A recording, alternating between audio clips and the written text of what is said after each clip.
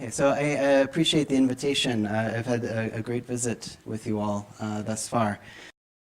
This is not a talk about how everyone should learn how to code. Leaving aside the myriad questions that such an assertion begs, learn to code what precisely, or in what language, or to what level of proficiency, I'm not certain that coding so neatly fits the basic educational parameters described by reading and writing and arithmetic. Code is one medium, ever more predominant, through which reading, writing, arithmetic, or indeed other kinds of intellectual content might be implemented. In her new book, Coding Literacy, Annette V. argues quite forcefully that programming rises to the level of what she calls a platform literacy. She says that programming is infrastructural. It undergirds all of our digital communications. It also lassos them all together, as the computer is an instrument on which we often both read and write text in overlapping modes. Even when we're not reading or writing on a computer, we deal with texts that have passed through the computer at some point. Computer programming is then one of those powerful and consolidating technologies that is fundamentally changing the meanings of literacy anywhere. Put another way, programming is not simply another of many literacies, it is a platform literacy. So V also challenges her readers to think more creatively about how a literacy like coding might thrive outside of computer science. I will return to the relationship between computer science and coding later in this talk, but for now I'll say that I'm not certain that every citizen needs to be a proficient computer programmer to contribute to the world now or in the future. I am convinced that far more citizens should have a conceptual understanding of how programming structures practical and intellectual problems, and the kinds of solutions that it can and cannot offer. Moreover, as I hope this talk will show, I would echo V in insisting that corporatized visions of coding from Facebook or Google need not circumscribe the boundaries of what we or our students might aspire to do with code. Next, I want to signal immediately that this is not a talk about coding as it pertains to definitions of the digital humanities, or one which seeks to graft some notion of programming to the boundaries of that discipline. To be direct, I don't think that one must code in order to call oneself a digital humanist. And to be fair, I don't think that many people in the field believe this either, although it has become a pervasive truism about the digital humanities. Largely drawn from this one paper, which people tend to forget was a 3-minute long, intentionally provocative paper that was delivered at a convention. I would insist that a single 3-minute position paper cannot serve as a metonym for any field, DH included. There are many ways to engage with digital humanities. Coding is one of them. Rather than making those arguments, I want to situate the kinds of programming typically practiced in the digital humanities in relation to practices more familiar to book historians and bibliographers, such as the work of compositors and printers working with movable type. While not precisely analogous, letterpress printing and programming share essential features of deliberation, planning, execution, industry, and automation that through specific comparison can bring qualities of each practice into relief. I want to position both coding and composing as textual craft work, linked through their formalism, the precise structures of cold type, furniture, and printing frames in one instance, and the equally exacting structures of functions, loops, and data frames in the other. I will address these comparisons from two perspectives, one pedagogical and one methodological. First, I will draw on my experiences teaching both letterpress printing and programming in an undergraduate course, Technologies of Text, to reflect on the ways that pairing these activities helps students grapple with the imbrication of reading, writing, publication, and technology across literary history. Second, I will draw on recent experiments from our viral text project to show how computational text analyses can open recursive exchanges between humanistic data and the historical objects from which they are derived. Workaday programming in the 21st century can help us better understand the workaday practices of 19th century newspaper compositors and editors. In particular, I will describe recent experiments seeking to ascertain relationships between reprinting and the physical conventions of newspapers, such as their boilerplate, their advertisements, and other materials left day to day in standing type. In the remediation from print to digital, the object of scholarly inquiry changes. The digital newspaper is a new edition of the text. But that new edition carries, to gloss Bonnie Mack's wonderful article, The Archaeology of a Digitization, palimpsestic traces of its original that we can visualize and analyze. As I explore each of these perspectives on programmable type, I hope most broadly to illustrate the inextricable relationship between the material and the digital in our technologies of text. So any comparison between composing and coding will necessarily be metaphorical or analogical. As such, I want to invoke Elise Graham's recent piece on the printing press as metaphor in Digital Humanities Quarterly, in which she interrogates the technological triumphalism of most, quote, tropes that join Zuckerberg with Gutenberg and respond to market imperatives through a rhetoric, but not a reality of revolutionary change. In particular, Graham argues when we use the printing press as a metaphor for changes in our information culture, we succumb to anachronism twice. First, this metaphorical use relies on a now belated concept dating to the aftermath of the Industrial Revolution of a single artifact that can represent a wider matrix of political, social, cultural, and institutional effects, while diffusing specific claims about what those effects might be. There's a longer quote which you can look at there, but I won't read every word of it. I'll skip ahead a bit. Second, and more importantly, when we, by unreflexively using the printing press as a metaphor for changes in an information culture, we allied long-term shifts in ideology and material practice that may represent the most important forms of difference among various media systems. So in this talk, I want to resist a narrative of radical historical rupture in the digital age, insisting instead that programming can be considered within the continuum of textual production and labor that has long been the primary subject of book, literary, and media historians. Indeed, I don't want to think about the printing press itself or its attending narratives of information revolution at all, but instead to hone my attention to the processes of composition, imposition, and printing that constitute one specific facet of the labor of textual production in the letterpress system. Through such focus, I hope to avoid some of the anachronistic dangers that Graham outlines, while acknowledging that some anachronism is inescapable when drawing cross-historical parallels.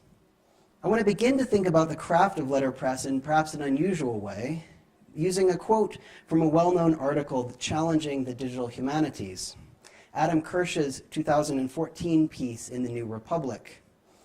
In the passage that I quote here, Kirsch asks of the distinctive skills required for digital humanities work, are they humanistic skills? In answer, he asks another question, which I think he wants to be rhetorical. Was it necessary for a humanist in the past 500 years to know how to set type and publish a book? Kirsch seems certain that the answer to this is, of course not. But if we truly think historically, the answer would be absolutely, yes, it was necessary. Writers and humanists in the past 500 years were often trained in the arts of printing or publishing.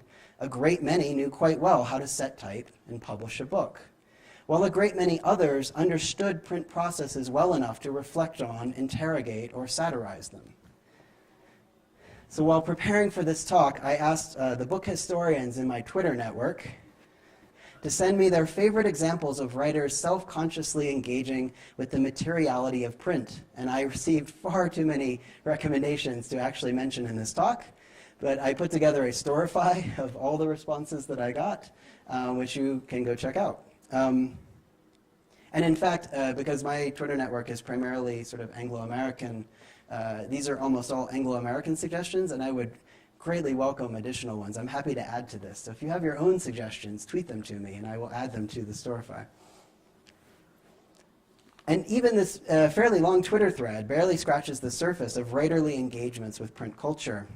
We might think first of those humanists who were literally printers, people like Benjamin Franklin, William Blake, Walt Whitman, or William Morris. Franklin suffused his writing with metaphors drawn from the technologies and business of the hand press, while the latter three drew on their craft expertise to create more deliberate literary works. We could think about William Blake's infernal method of printing, which he saw as necessary to execute his artistic vision. Or Morris's Kelmscott Press, which produced elaborate editions of classic literature, or those pieces that Morris wished to make classics. In my period of the 19th century, a good many writers were employed as editors, particularly if we look beyond the few canonized writers who were able to support themselves entirely through literary production. And even beyond those humanists who were specifically employed or otherwise engaged in printing, a significant portion of academic and artistic writers, I would venture to say a majority, were by choice and by necessity deeply knowledgeable about the processes of composition, imposition, and printing that committed their words to paper. Evidence of this widespread knowledge suffuses books well through the 20th century, and we could compile contemporary examples of authors commenting on digital publishing as well. We might cite, for instance, Anne Bradstreet writing a poem addressed to the book that she, quote, made in rags, halting to the press to trudge. Or the typographical and material experiments in Lawrence Stern's Tristram Shandy, or Jane Austen writing to her sister Cassandra about those, quote, enormous, great, stupid, thick quarto volumes which one always sees in the breakfast parlor, before concluding, I detest a quarto, and championing the octavo. Or the cetology chapter of Herman Melville's Moby Dick, in which he classifies whales into the categories of folio, octavo, and duodecimo, omitting the quarto because its shape is not sufficiently long to resemble the body of a whale. Or we might cite the very long history of pattern poetry, which by necessity comments on the materiality of type, spacing, and textual production in its very form. These are only a few examples of the ways that writers in the hand press period reflected on or experimented with the technical processes that brought their writing to readers. And the fields of bibliography and book history demonstrate again and again how understanding the technical, social, and economic realities of textual production can illuminate the literary, political, and sociological meanings of books. For students, much can be understood about the process of letterpress production through reading about those processes. But the perspectives of compositors and printers can best be appreciated, perhaps, from the perspective of compositors and printers. In my Technologies of Text class, I asked my students to learn about print through experience by bringing a small printing project, a card or a pamphlet, from conception to execution. Using a somewhat ragtag collection of types and images that I have assembled, students conceive a text, sketch out a plan for printing it, choose a font and images, compose the text in movable type, spacers, leading, and woodcuts, use furniture and coins to lock up the form, create a custom frisket for their job, and finally print on a Book Beetle desktop screw press that I will show you in a second. So in the early days of my class, I took the students to the Museum of Printing, which is outside of Boston. And there, the advantage is they have an enormous number of historical printing presses that the students can work with. But I was actually dissatisfied with this because the students would come in, they would sort of be handed a print job, and all they would really do is sort of ink the type and pull the press. And that was valuable, but I really wanted them to have, in some ways, a more frustrating experience. So, I mean, this was great. You know, we got to go to the museum and play with their presses. But ultimately, I assembled my own collection of materials. So this is an old media cart that I've turned into a transport for all of my printing supplies to get it from my office to whatever classroom I'm teaching in. All my types are down here. These boxes here include all of my spacers and my furniture and things like this. And then the press that I'm talking about is sitting up there on the top. It's a small model of a screw press, so on the model of the Gutenberg press or the English Common Press, but portable. And we spend about 2 weeks on this project in class, again, from conception all the way through printing. So students first just spend some time getting to know the different types that are available and trying to figure it out. And then they get together in groups and they start to sketch out precisely what it is that they're going to print. And you can see they're measuring the image block over there and the woodcut and trying to figure out what to do with it. And then eventually they start to compose the type, put it together, we tie it up, and so forth. And eventually we get to actual printing. Working through this process proves quite distinct from what my students typically do in English classes. They report that composing type and printing feels different, that it requires a discrete kind of thinking from that required for reading and writing. One student described it in spatial terms as activating the same part of her brain that she used to assemble puzzles. As when assembling a puzzle, print shop processes are often quite frustrating for students. Sometimes I don't have the font that fits the mood that they hope to convey. For students whose only experience of font is a drop-down menu with hundreds of immediately available options, the physical limits of cold metal, including the weight of what I can actually cart from my office to the classroom, physical limits, are sometimes quite frustrating. Sometimes they craft an elaborate plan that they can't actually realize in actual metal, as when they get an idea of mixing 5 or 6 fonts into a really elaborate alignment, or when a single project proves too overwhelming to produce upside down and backward, as they have to do when they're setting the type.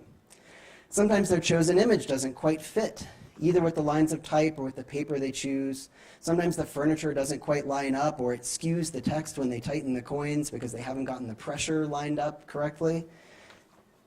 They haven't really thought about pressure as it relates to textual production until they work in this class. And sometimes we get all the way to pulling the press before they realize that a Q is actually a P, or that the W is upside down and looks like an M. Through the printing process, in other words, students are confronted with the material realities that shape textual production for hundreds of years. They don't just read or hear about them, they experience them. And they begin in small but real ways to understand the practices that define the craft of printing, techniques for making text fit, for marrying text and image, for conveying expression with limited materials. They begin to understand the text as modular and physical, as something that must be executed as well as produced. One of the more evocative asides in Benjamin Franklin's autobiography might help us think about how the craft of printing differed, at least in the mind of one 18th century printer humanist, from the art of writing. Discussing his first printing master, Samuel Keimer, Franklin notes, "Keimer's printing house, I found, consisted of an old, shattered press and one small, worn-out font of English." So he has one font, right? Thinking of my students frustrated when they can't find the right font. One small worn-out font of English, which he was using himself, composing an elegy on Aquila Rose, before mentioned, an ingenious young man of excellent character, much respected in the town, clerk of the assembly, and a pretty poet. Aquila Rose had died, and he's composing this elegy to him. All right, this is the part that I find interesting. Keimer could not be said to write them, for his manner was to compose them in the types directly out of his head. So there being no copy, but one pair of cases, and the elegy likely to require all the letter, no one could help him. I find this interesting. He's not committing it to manuscript. He's composing from his head directly into type. And Franklin can't call this writing. He doesn't know what to call this, in fact. So there are a couple of things worth noting here. First, Franklin clearly separates at least 2 crafts related to textual production, composition and press work. Elsewhere in the autobiography, Franklin brags of his own proficiency in both, but he regularly describes colleagues who are trained in one or the other, such as Keimer. More enticingly, however, in this passage, Franklin bifurcates writing and composing. Though he acknowledges that Keimer is creating an elegy, he resists calling that elegy writing, which requires for Franklin a manuscript copy from which proof type is properly composed. For Franklin, printing and writing are closely related, hence his hesitation, but they are not identical. I'm identifying composition and printing as craft practices, not to demean them. but to mark the specific modes of thought and labor that they require. In particular, I'm trying to highlight the formalism of printing. Translating a text from one's mind into a physical artifact requires a series of concrete decisions that freeze language into a specific form. Moreover, that form can be mistaken. It can fail to work as it should. Printing is a craft insofar as its primary work involves adapting methodological and aesthetic conventions to the needs of specific projects, and quite often adapting the needs of specific projects to the affordances of the available printing technology and materials. Ultimately, printing requires us to create a particular model of the text, a simplification of it, perhaps, in service of wider communication. So I want to pivot from Franklin's bemusement with Keimer to more contemporary meditations on programming and writing. First, however, I need to establish precisely what kind of programming I am talking about, and outline why I think it is also best considered as a craft practice. And to do that, we need to separate coding or programming from the discipline of computer science. As Stephen Ramsey has helpfully reminded us, computer science does not equal programming, although this is a common mistake that humanists make when we think about programming or computer science. To think of computer scientists as primarily interested in code, Ramsey insists, is akin to thinking of humanists as primarily interested in copy editing.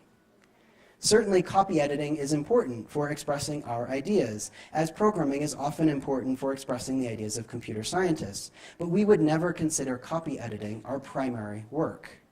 Likewise, Ramsey says, very few computer scientists are concerned with building tools of any kind. The ones who do build things are mainly doing so to demonstrate some theoretical idea or prove the viability of a presumably novel engineering principle. The concrete tools that sometimes emerge from these efforts are mainly side effects of some more abstruse intellectual activity. The vast majority are not in it to create software. Designing a new algorithm or engineering principle is a creative and intellectual act, and much of the work which happens in computer science departments, which in general I think humanists understand poorly, if at all, should thus be understood as theoretical and intellectual work. As V argues, we're going back to Annette V. This, by the way, this is a new book. It just came out, and it's phenomenal. I highly recommend it. You notice I'm quoting it a lot because I just kept underlining every few pages. It's such a great book. As V argues, neither programming nor CS is well served by the idea that they map perfectly onto each other. For V, the conflation of programming with CS severely limits our ability to imagine how programming might be useful in other domains. Rather, she wants to consider the relationship between programming and writing, which resists simple one-to-one comparisons. So she says programming has a complex relationship with writing. It is writing, but its connection to the technology of code and computational devices also distinguishes it from writing in human languages. Programming is writing because it is symbols inscribed on a surface and designed to be read. That's actually an important point. Programming languages are designed to be read by humans. They're intermediary between humans and machines. We don't write in binary. No one does, right? Anyway, all right, sorry. That was my aside. Programming is also not writing, or rather it is something more than writing. The symbols that constitute computer code are designed not only to be read, but also to be executed or run by the computer.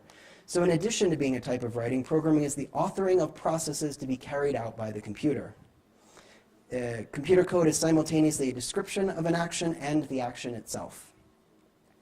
So it's in this conceptual gap that I think composition and printing can be useful metaphors for programming.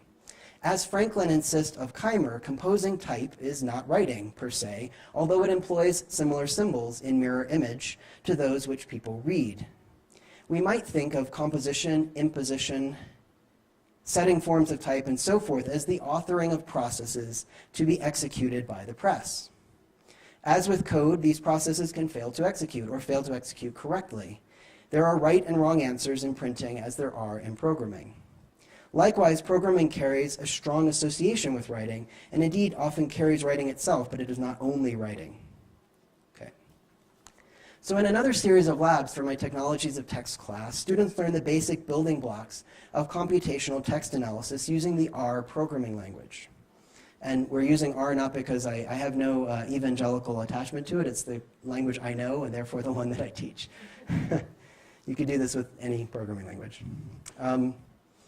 They tinker with code that will load textual data, count words or n-grams, compare word usage among books, or build a concordance. More creatively, they conceive and code Twitter bots that remix poetry or other kinds of literature.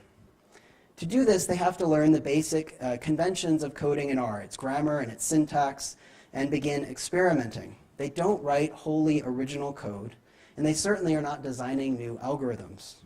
Instead, they borrow discrete sections of code, they change a few small sections, perhaps move some of the code chunks around, and see what happens. The process is halting and recursive and iterative. They do find space for creativity here, but that creativity must operate within the structural and operational constraints of the programming environment, and frankly, within the constraints of their very new understanding of R. As with printing, students report a different intellectual engagement with programming than with reading and writing.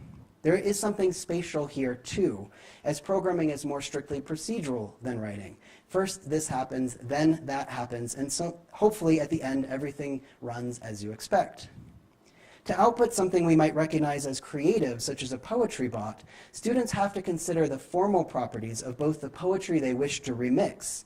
For example, what are its parts of speech? How many syllables are there per line?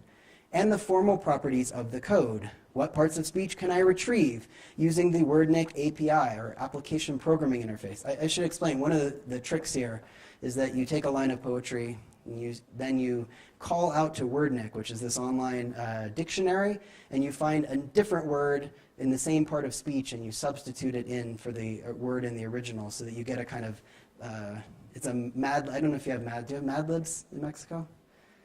It's a popular game in the US where you just have blanks that you fill in with random words, and then you get funny stories out of it, right? This is kind of Mad Libs poetry that they're making here, right? So they need to know, what can I retrieve using WordNik? How many characters can I output to Twitter, which is changing now, it's getting longer. They must consider how the formal properties of poetry and programming will relate. Will any verb that I retrieve from WordNik fit this poem, or do I need to introduce additional constraints about length or tense and so on? So in adapting existing code to meet their creative or analytical needs, students are engaging with programming as a craft practice. In other words, I think they engage with programming in the ways quite consonant with how most humanists, and indeed most scholars from non-computer science fields who are engaged with computation, do programming. We borrow, we reorganize and adapt, we build on existing practices. As Ramsey notes later in that same DH and CS piece, programming is a craft skill. It is a practical matter of getting digital devices to exhibit particular behaviors. This is not to imply that it's a simple thing. Anyone who has done it seriously knows that it is a ferociously complex thing, but then again, so is writing. Programming is increasingly a craft that can be adapted across many domains. Its components, the functions and loops that we copy and arrange, are perhaps analogous to the type, leading, and furniture, and so forth that printers adapted for expressing writing across many domains. In saying this, I don't want to downplay the work of humanists who are engaged with computation at more fundamental levels. There are certainly some researchers who would be more rightly characterized as creating new computational methodologies in direct conversation with fields like computer science. To stretch my metaphor maybe a little bit too far, we might think of those folks not as compositors and printers, but as the engineers who developed new printing technologies, the steam press, say, or the linotype machine. Nor do I wish to place humanistic programming in a subservient role to the quote-unquote real computational work that happens in other disciplines. In fact, my goal is quite the opposite. Like writing, I want to insist that there are many levels at which we might engage programming. I want to advocate for as broad and multifaceted engagements with programming practice as we can trace with print culture in earlier periods. I want more people experimenting. By thinking of programming as a craft practice, I hope to show that the barrier for entry need not be a degree in computer science. If we are, as Cathy O'Neill argues, increasingly subject to, quote, weapons of math destruction, and she uses this to talk about the algorithms that influence all aspects of our lives, from our educations to our health insurance. We need a more broadly suffused understanding of how programs operate, and most essentially, a more diverse group of people thinking about how they might operate. For my humanities students, this is the primary reason why I encourage them to understand programs, whether or not they are interested in becoming programmers. Like those authors who could turn their knowledge of print shop practices to good or subversive use in crafting their works, I want my students to be engaged and critical users of the computational technologies that pervade their world.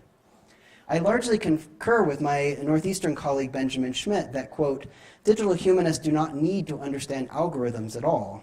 They do need, however, to understand the transformations that algorithms attempt to bring about.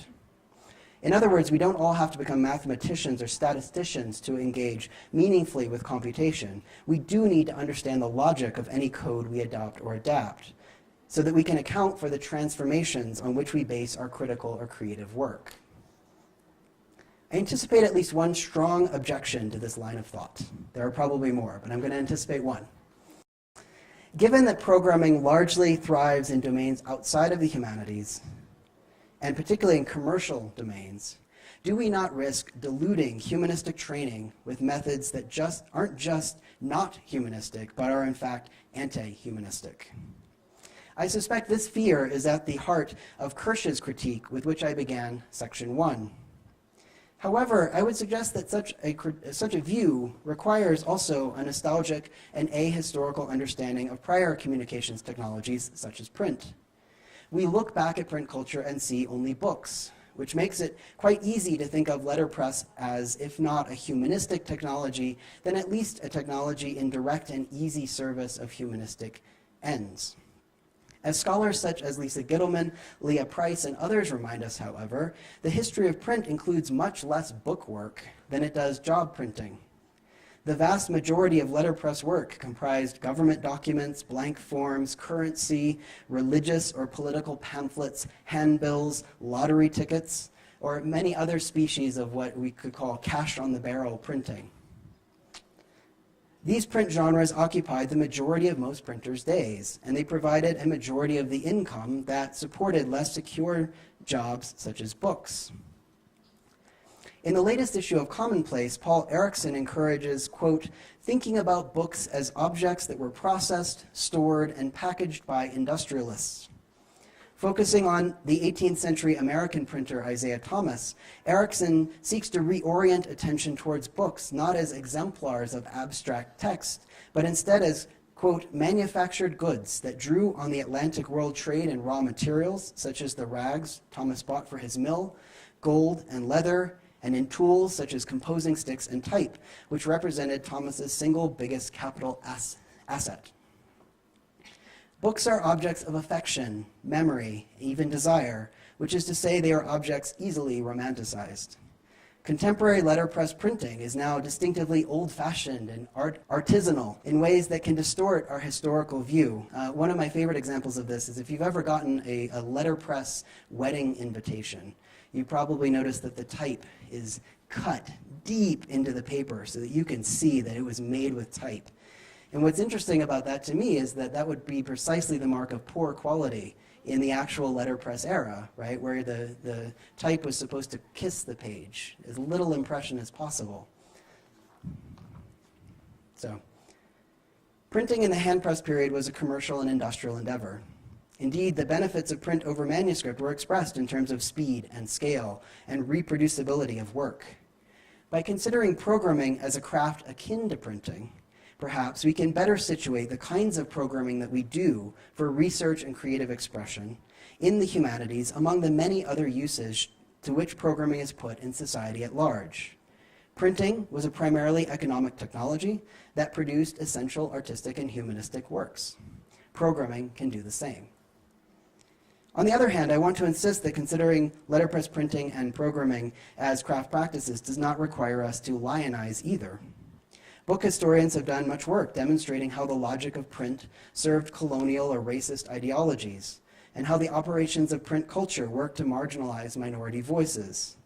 Likewise, scholars of computation have interrogated the exclusionary logic of various programming languages, as well as the research or corporate cultures from which they emerged. Indeed, these logics are entwined both practically and metaphorically, as indicated by everything from the layout of the computer keyboard, which is based in large part on the distribution of letters and printers' type cases, to the skeuomorphic language and graphic elements of computer interfaces. Even in text-based programming languages, the command print is what you would type in if you want to display something on the screen for a human reader. Print doesn't actually mean to print, it just means to display, but print. In his provocative article, What is Code?, Paul Ford challenges his readers to ask, what are the steps and layers between what you're doing and the Lilliputian mechanisms within? When you double-click an icon to open a program, such as a word processor, the computer must know where that program is on the disk. It has some sort of accounting process to do that. And then it loads that program into its memory, which means that it loads an enormous to-do list into its memory and starts to step through it. What does that list look like? At root, such questions are quite similar to those that I want students to ask of books. How did this artifact come to be the way that it is? Ford insists that such questions lead to a salutary demystification. Thinking this way will teach you two things about computers. One, there's no magic, no matter how much it looks like there is. There's just work to make things look like magic. By demystifying both letterpress and programming through direct engagement, students gain unique vantage for engaged criticism of either or both. So in this last section, I'm not going to be talking as much from a script, although I have a few words that I wrote down, and then I'm going to transition. In my final minutes, I want to turn from my teaching to my research and think about how the work of 19th century compositors, editors, and printers echoes through contemporary digitized newspaper data. In her article about print-on-demand editions of John Milton, Whitney Ann Tretian encourages us to imagine mediation as the process of constructing history out of history, recognizing the ways that print and digital remediations of text interact with each other across a text history. And these processes can be traced in digital newspapers as well. So for those of you who were here yesterday, you know that in the Viral Text Project, we have developed some computational text analysis tools for looking at 19th century newspaper databases and automatically identifying duplicate text, reprinted text. The incredibly fast version of what I gave yesterday, for those who aren't there, 19th century newspapers operated through textual borrowing. This is an era before any of this material was protected by copyright, and editors subscribed to each other's newspapers. When those newspapers came in, they clipped out the bits that they thought their readers would like, they sometimes changed them a bit, and they reprinted them in their own newspapers. And so in Viral Text, we are mining and identifying all of these reprints. And initially, this work has been really interesting for thinking about what are the genres of writing that were most popularly circulating in 19th century newspapers. What kinds of connections can we discern among newspapers based on who is reprinting who? What I'm going to talk about today is some pretty new research. So this is what our data looks like. It's these enormous spreadsheets. The short version is that every line in these spreadsheets, and there's many millions of lines, is one example of a reprinted text that's been identified. The reprinted texts get an ID, so all the text here with this 504914 are all quote-unquote the same text that's been identified by the algorithm. And then you've got the date and the OCR text and the title of the newspaper and so forth. Well, recently, I was looking at these two columns, and for years when I've talked about the Viral Text Project, when I'm describing the data, I'd say something like, oh, don't worry about those columns, they just have something to do with the data format and they're not very important. Because I didn't really know what they were. Recently I started talking with my collaborator, David Smith, he's a computer scientist who I've been working with, and trying to get a better sense of actually, like, what are those columns? What's going on there? And he said, oh, well, those columns have to do with the coordinates in the newspaper data where that text was found. So newspaper databases tend to use XY coordinates. If I had a board here, I'd write it. But if you can imagine XY, 0, 0 is up here in the corner, and then the numbers get bigger as you go down the page, right? And I started thinking, well, that's quite interesting, because I wonder if we could, in fact, use that information about where these reprints were identified to do some work about the layout. Where did these texts appear on the page? So we started to do a few experiments. The first one are experiments with what we're calling boilerplate. So again, in the early days of the project, when we were looking for reprints, we were filtering out a lot of what we might call boilerplate, because the data was getting so full of them. So things like the masthead of the newspaper, things like advertisements, things like there's often an editorial statement where the editor will say this is how much the newspaper costs, and might even outline his political affiliation, things like that.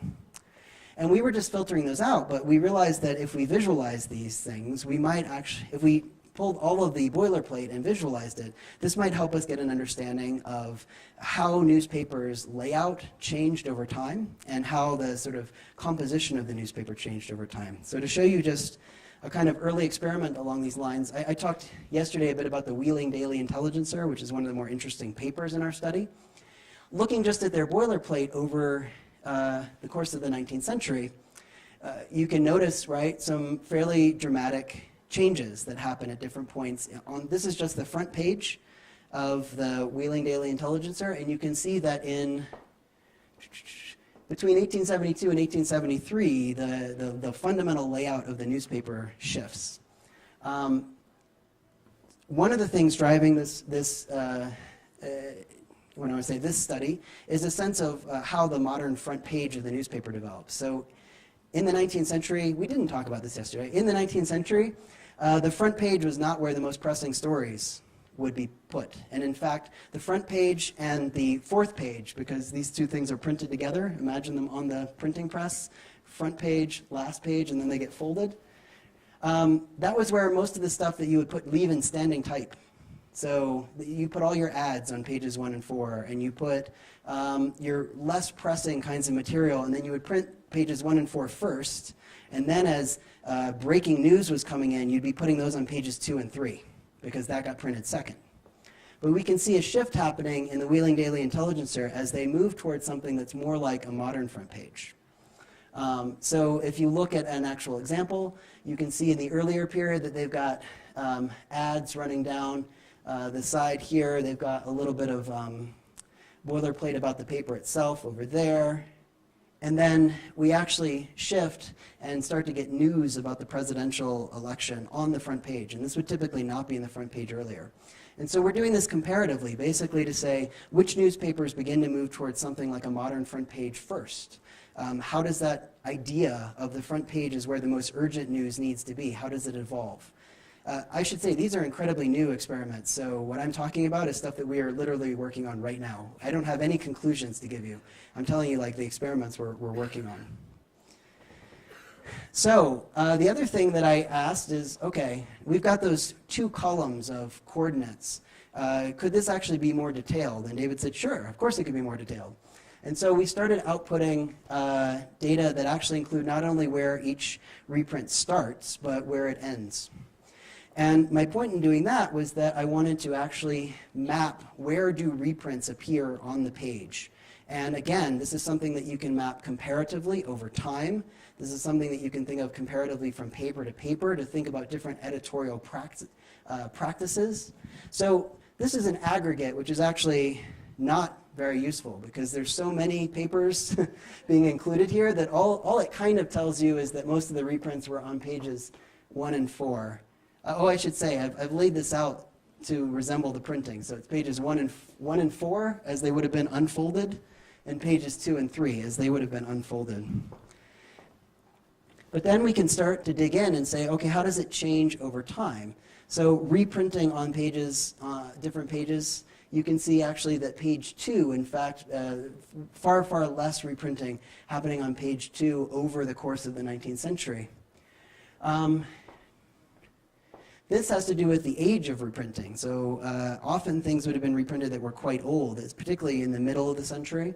But this too, we can see that page 1 included quite old reprints earlier in the century, and that as the century progresses, page 1 becomes more and more current, essentially.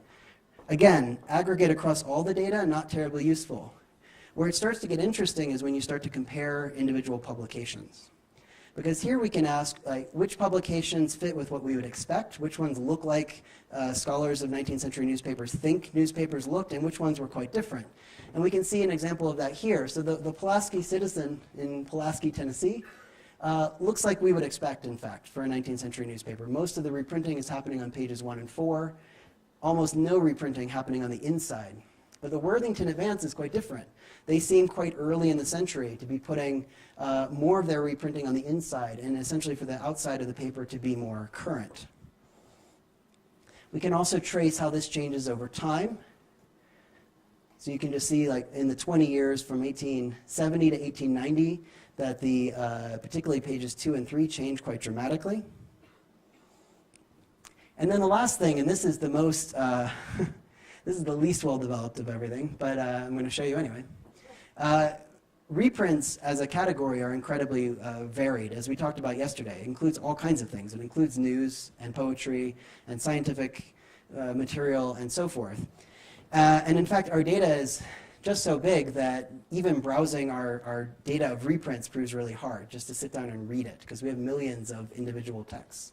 And so I've been working with one of the PhD students on the project lately to classify text by genre. So to go into our reprinted text and try and see which ones are poems, which ones are scientific accounts, which ones are travel narratives, and so forth. And some genres have proved more amenable to automatic classification than others. Probably the easiest genre to do automatic classification on is poetry, because as you might imagine, it employs a very distinctive vocabulary from other genres. And so I've started to do some work, not just saying where do reprints appear on the page, but where do poems appear on the page? How does that vary from newspaper to newspaper? How does that change over time? Now, those of you who were here yesterday, you saw the dude. This is one of my favorite findings from the 19th century newspaper, and I found it first in a printed newspaper that I own, the St. Louis Daily Globe Democrat. I had it here yesterday for folks to look at the actual paper. This is a pattern poem about a dude. We talked about yesterday that a dude in the 19th century was a city slicker, an urban person who dressed up like a cowboy and sort of affected the mannerisms of a cowboy. It was a term of derision. And this is a satirical poem about basically how absurd the dude is in his mannerisms and everything. So I got really interested in this poem. And in fact, I got interested in it as a kind of text that I felt like was just not even open to computational exploration. How could you find this kind of a text on the newspaper page? So I started doing some fairly old-fashioned just searching, and I did find that this is a reprinted poem. It gets circulated all around the United States and at least to Australia and the UK as well, maybe elsewhere. What I really like is the way that the dude himself changes. His body changes based on the type that they use to set and the sort of quirks of individual compositors. Sometimes he's quite squat, sometimes he's very tall. I can just put a few more examples up here. So he's the dude, but he varies a bit as he moves around. And like I said, he makes it at least to Australia. I really love this one because they turn the title into like the crown of his hat, which I think is quite clever. I talked with my students about this as a kind of proto-ASCII art. There's the art that we would make out of characters in the early days of the internet. And the dude was popular enough, like viral things today, you know that something is a kind of successful meme once it gets parodied, right? And so the dude himself is killed in another pattern poem. This is him wrapped in his burial shroud. You can see his face sticking out there. This is the death of the dude.